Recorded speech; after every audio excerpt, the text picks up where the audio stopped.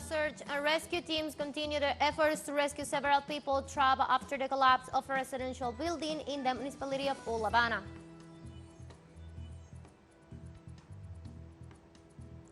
Brazil and China made their first direct transactions with their national currency without dollar intervention.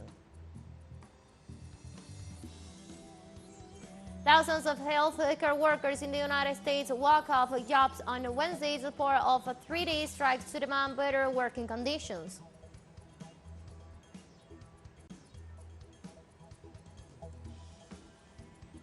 Hello, welcome to From the South. I'm Ana Marrero from the teleSUR headquarters in Caracas, Venezuela.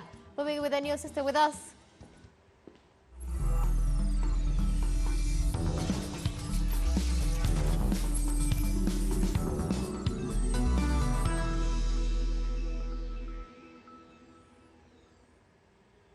Cuban search and rescue teams continue their efforts aimed at bringing weather after the collapse of a residential building in the municipality of Havana.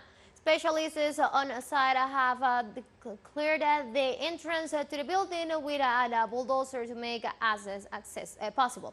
Havana's first secretary of the Communist Party, Luis Antonio Torres, reported that there are 2 dead and several people trapped inside the building, including members of the fire department's search and rescue teams. Furthermore, 2 injured persons were taken to the Calixto Garcia Hospital, both of whom are out of danger. Alexis Acosta Silva, mayor of Havana, said that some of the affected families are staying with relatives and friends. Acosta added that 54 people live in the building.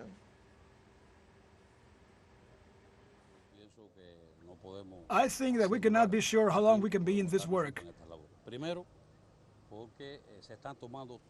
First, because all measures are being taken to ensure the work of all the search and rescue personnel and other agencies that are cooperating with us in this task. So we cannot say how long these actions could last. I repeat that all measures are being taken to avoid further damage to the personnel who are working directly in the actions of removing debris and who are looking for all the possibilities to find alive our missing colleagues. Puerto Rican authorities suspended shipping services to the east of the island due to the arrival of Storm Philip. On Wednesday, the Integrated Transportation Authority of the country informed that maritime traffic between La Ceiba and Culebra Island will be held until the weather allows the movement of vessels. According to the National Meteorological Service in San Juan, the outer bands of Felipe continue to cause rainfalls in the regions affecting mainly the Virgin Islands, Vieques, and Culebra.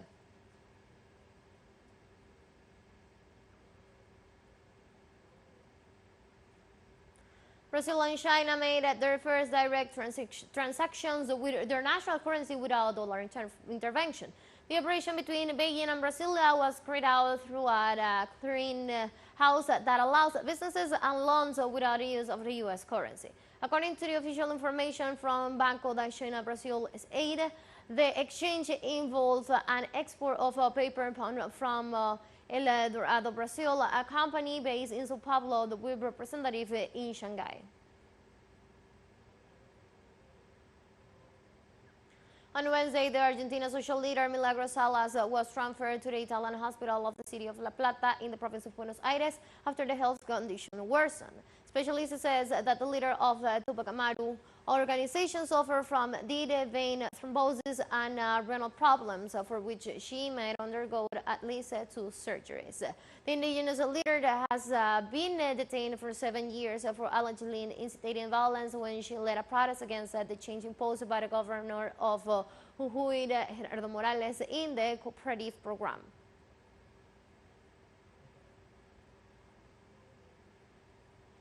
Thousands of healthcare workers in the United States walk off jobs on Wednesday as a part of a 3-day strike to demand better working conditions. More than 75,000 workers at Kaiser Permanente, the nation's largest healthcare nonprofit organization, went on strike on Wednesday at hospitals and medical offices in 5 states after the companies and labor negotiations failed to resolve a dispute over lost salaries, labor benefits, and staff shortages, which the demonstrators claims has deteriorated the quality of patient care. In Guatemala, the strike by social and indigenous organizations continue for the third day in a row to demand the resignation of the Attorney General Consuelo Porras for actions of interfering in an electoral process. According to authorities, there are currently more than 20 blocked areas in the country where the citizens have remained throughout the night, especially in the department of Totonicapán, where the residents commemorate 11 years since the massacre at the Alaska Summit.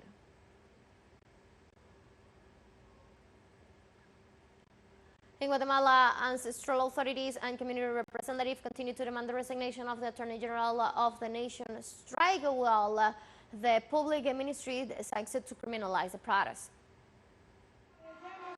These protesters have not received an answer to their main demand, which is the resignation of the Attorney General Consuelo Porras from the Public Prosecutor's Office, while they have been on indefinite national strike for 2 days and 2 nights. It makes me very sad and even breaks my heart to see that honestly our petitions are not being taken into account. I believe that the government is also making a mockery of all this. Instead, they witnessed a process of personal exhibition practiced by a judge who would try to document an apparent retention of workers of the prosecutor's office against their will in the central building. The judge is going to retire. She has already fulfilled her functions. She will consciously know what she is doing. If not, it is her problem. Ancestral authorities and community representatives remain firm in the national strike with more than 30 blockades, including some border crossing and the Inter-American Highway. Until we get the President of the Republic to ask the Attorney General to resign and to be ratified by the Congress. That is what we are asking for.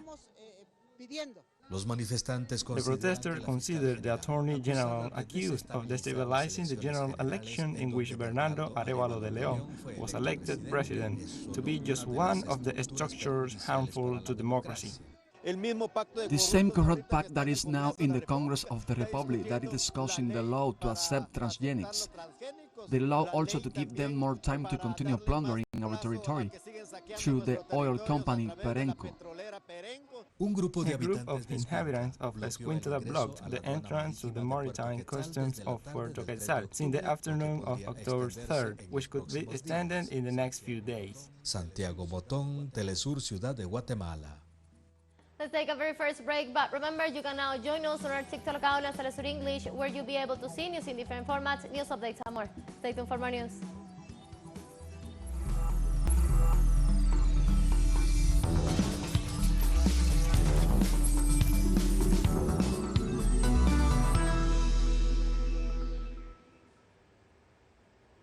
Welcome back to From the South. In the United Kingdom, train drivers go on a strike to demand better working conditions and wages. The strike was convened by the Society of Locomotive Engineers and Firefighters and has affected 16 railways operators. The union imposed a ban on workers not to work overtime until Friday, October 6th, which will disrupt train travel for more than a week. The National Union of Rail, Maritime and Transport Workers canceled the strike schedule for Wednesday and Friday because they made significant progress in the negotiations with the government. More than 460 participants gathered in the Vatican Paul VI Hall for the first session of the 60th Ordinary General Assembly of the Synod of Bishops. This synod takes place in a wake of an unprecedented year global consultation and also to broach contentious topics such as women's deacons and priestly celibacy. In his opening address, Pope Francis sought to portray the Church of 1.3 billion faithful more tolerant in social norms and demographics, including the growth of Christianity outside the West.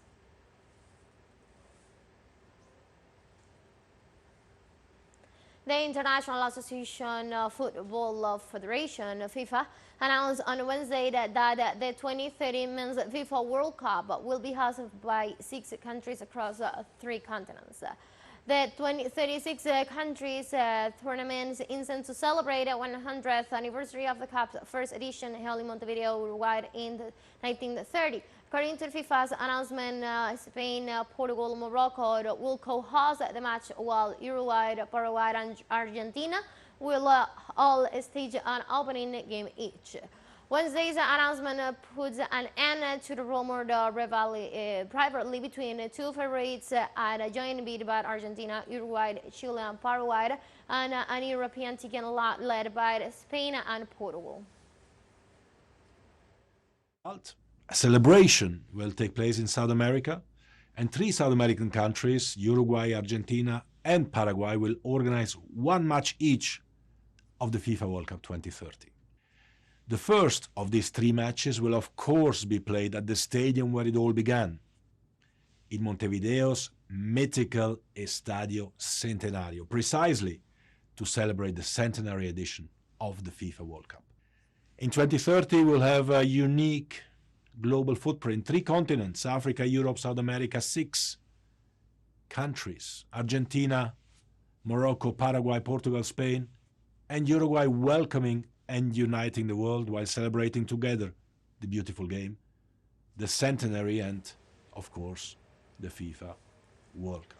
On the other hand, just 1 hour after the World Football's governing body, FIFA, released a statement giving its plans for the 2030 World Cup and inviting countries in the Asian Football Confederation to bid for 2030. Saudi Arabia announced on Wednesday that it plans to bid to host the Cup for that year.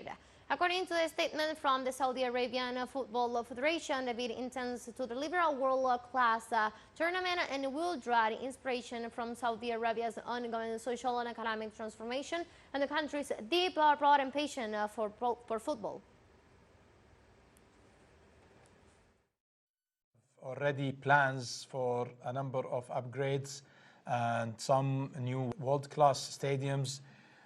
We are working hard to deliver them in the most sustainable ways. Fans can look forward enjoying a maximum of only, I would say, 3 hours flying time between cities and stadiums. The 2034 World Cup is our invitation to the world to witness Saudi Arabia's development, experience its welcoming society, culture and heritage, and become part of its history. On Wednesday, Azerbaijan's President Alev has turned down a European meeting in Spain with Armenia's Prime Minister Nikol Pashinyan. Azerbaijan's president told reporters that he did not consider necessary to participate in the negotiations in this format because of pro-Armenian statements by French officials. The talks were to take place on the sidelines of the European Summit under the mediation of France, Germany, and the European Council. 2 weeks ago, Alev launched a one-day offensive that sought his country to regain control of Nagorno-Karabakh, the home of pro-Armenian separatists.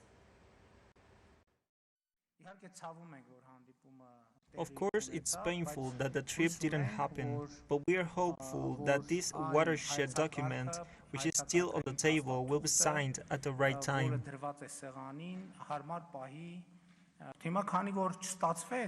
And because Armenia did not give in to pressure and took a clear constructive position, it turned out that this meeting would not take place, and it was not our fault at all.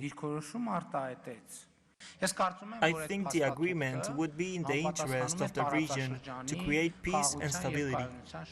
Let's take our last break, but before we invite you to visit our YouTube channel at teleSUR English, where you'll be able to watch an interviews, top stories, special broadcasts, and more. Hit the subscribe button and activate the notification bell to stay up to date on the world's most recent events. One final short break, don't go away.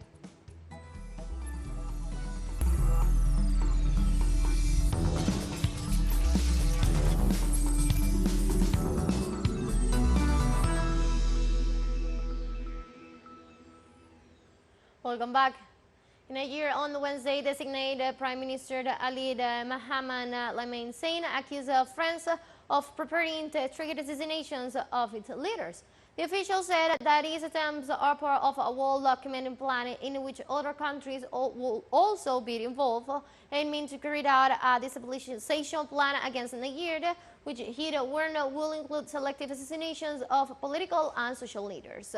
Lamin asked to be doubly vigilant and warned that they are looking to hard hitmen recruit mercenaries to carry out selective assassinations of traditional chief religious leaders, representatives of civil societies, and members of the government with the support of 2 or 3 countries. Iran's military launched large-scale joint drone exercises across the country aimed at improving combat readiness of unmanned aerial vehicles in real combat scenarios. The two-day exercise involved nearly 200 locally developed drones from Iran's land and air force, the Navy, and Army Air Defense units to assess combat readiness. During the first day of the exercise, the Army Patrol and reconnaissance drones carried out surveillance operations on the Nepal land, sea, and air borders.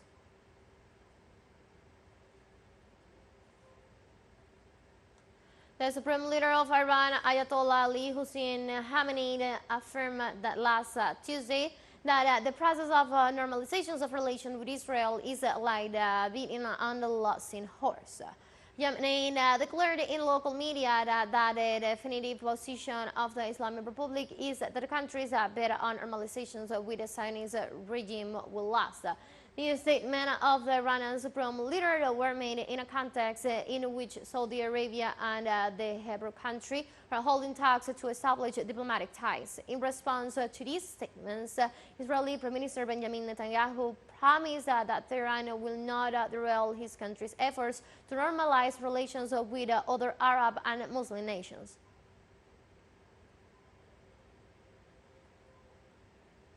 A curfew was declared in southeastern Nepal due to clashes between Hindus and Muslims. Clashes began in the city of Nepal over the weekend after a Hindu boy posted content offensive to the Muslim community on social media. A situation that prompted protests by Muslims inside the office of the region's main government administrator, burning tires in the streets and blocking traffic. In response, a large Hindu demonstration was held on Tuesday and stones and bottles were thrown between followers of both religions, according to the local press reports. On Wednesday, Thailand's Prime Minister vowed preventive measures after the shooting at a Bangkok shopping mall left 2 people dead and raised fresh questions about the kingdom's gun control. Shoppers returned as the same Paragon Mall reopened less than 24 hours after the shooting, the country's third high-profile deadly gun attack in 4 years. Prime Minister joined many Thailand's at the mall before offering government's condolences to the families of the 2 female victims. Police arrested a 14-year-old suspect, a student at a $4,000 term private school just meters from the same Paragon. As I said, it's an unfortunate incident. The government of Thailand is very sad that it happened, but I believe that the aftermath of the incident, the management of the Siam Paragon have done the best that they can, and we hope that this will just be one of the incidents that would never happen again. The government is placed a lot of importance on this issue. Everything is of my concern, especially anything that is not pleasant happening in this country. Yes, we will make sure that this doesn't happen again. We have come to the end of this news brief, but you can find this and many other stories on our website at telesurenglish.net. You can also join us on our socials. We're on Facebook, on X, and on Instagram as well. For Telesur English and from the South, I'm Ana Marrero. Thank you for watching.